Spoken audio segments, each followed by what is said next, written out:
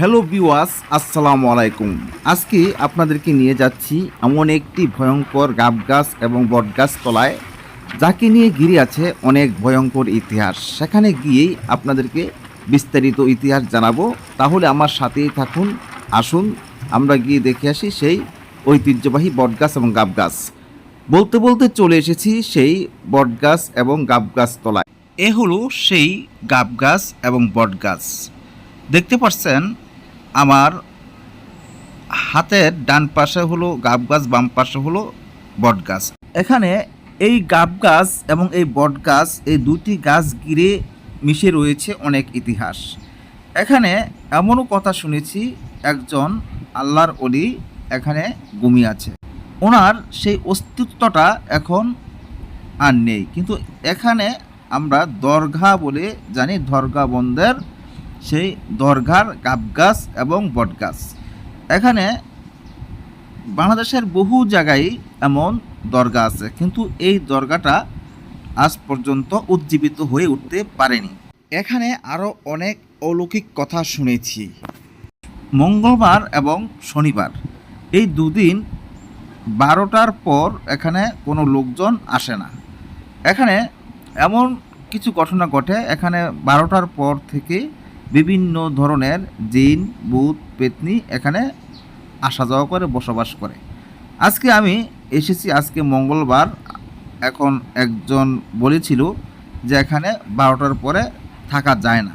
এখন আমি 12টার আগে এসেছি, 12টার আগেই শেষ করে এখান থেকে আমরা চলে যাব। দেখতে পাচ্ছেন এখানে খুবই সুন্দর একটি মনোরম পরিবেশ। এই গাব গাছটি অনেক আগের পুরনো। এত বড় গাব গাছ, এত মোটা গাব গাছ বাংলাদেশে আর কোথাও আছে কি না এটা আমার জানা নেই। যদি থাকে অবশ্যই আপনারা কমেন্টে জানাতে পারেন। আজকে ছিল মঙ্গলবার। আগেই বলেছি মঙ্গলবার এবং শনিবার এখানে কোনো মানুষজন থাকে না।